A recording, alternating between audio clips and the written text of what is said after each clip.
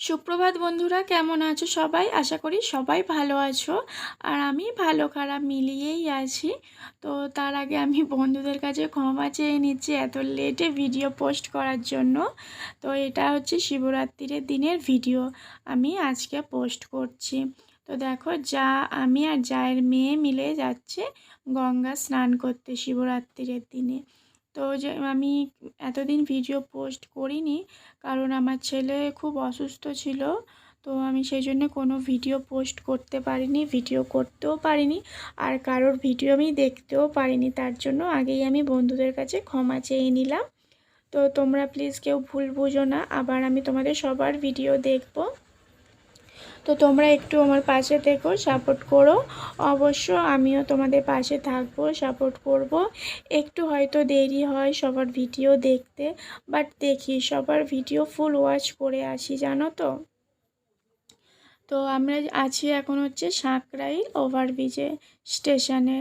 তো দেখো, এখানে স্টেশন ওভারব্রিজ হয়ে আমরা যাব।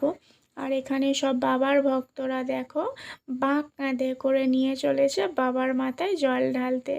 আমাদের এখনও সেই সৌভাগ্য হয়নি যে বাঁক কাঁধে করে জল ঢালতে যাব, জানো তো। বাবা এখনও সেই সময় আমাদের হয়তো দেয়নি।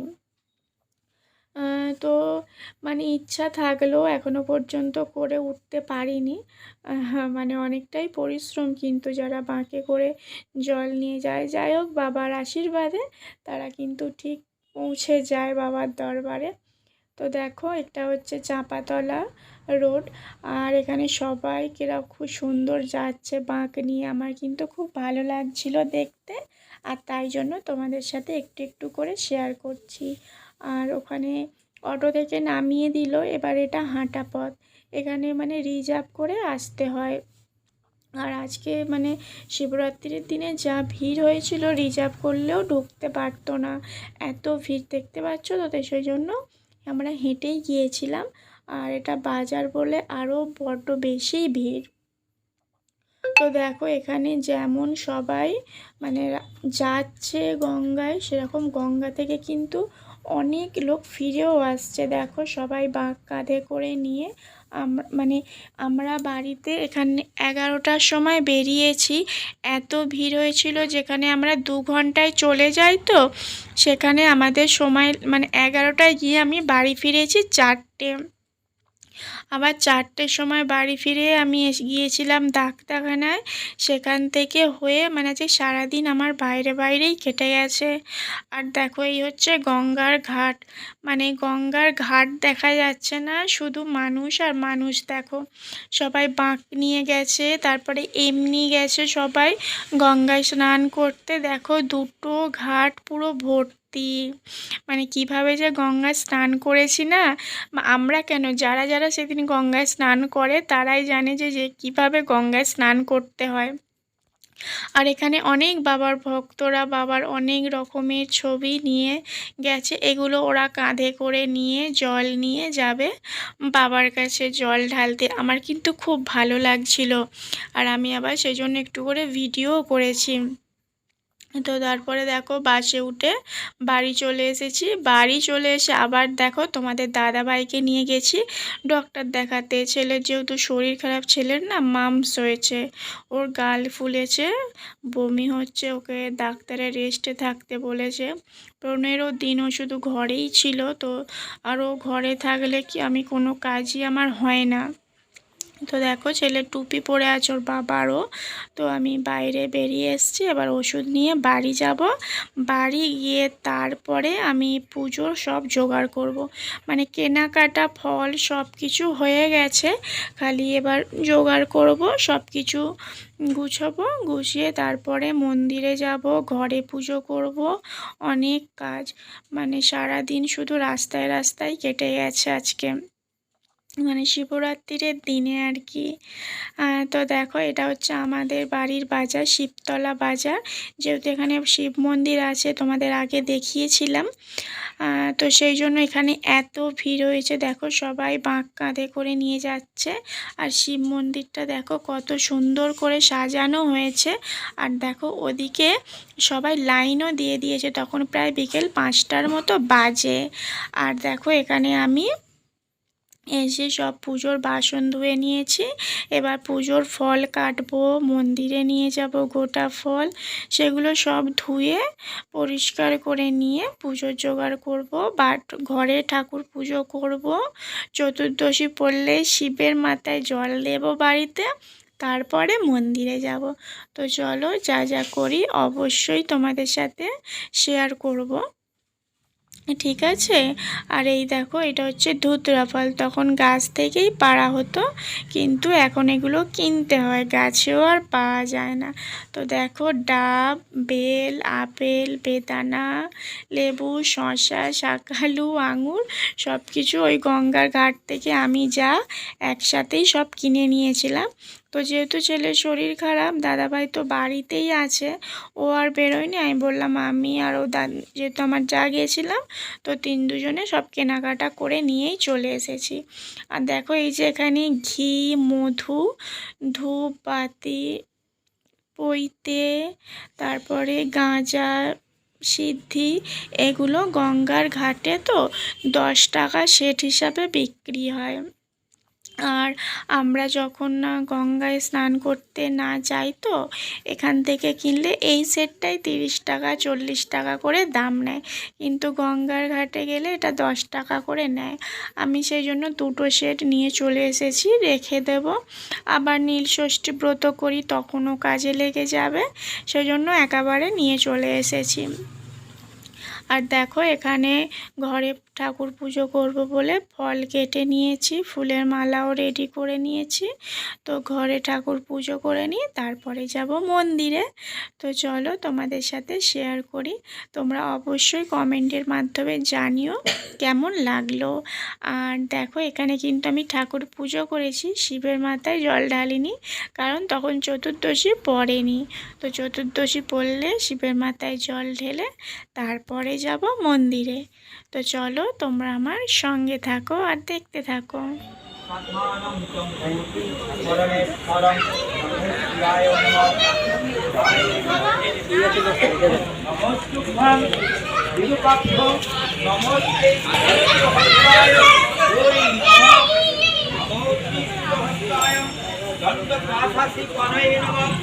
নমস্তে ত্রৈলোক্য মাতায়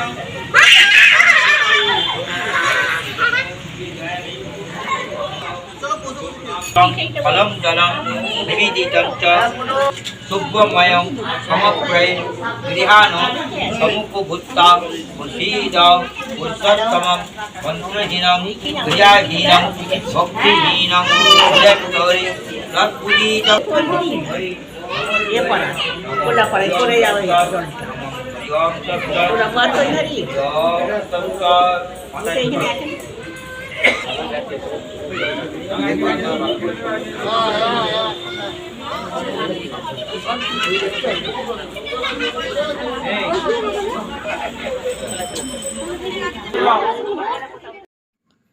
তো দেখো, তারপরে আমি মন্দিরে চলে এসেছি। মন্দিরে তো খুব ভিড় হয়েছে, তোমাদের সাথে একটু শেয়ার করলাম।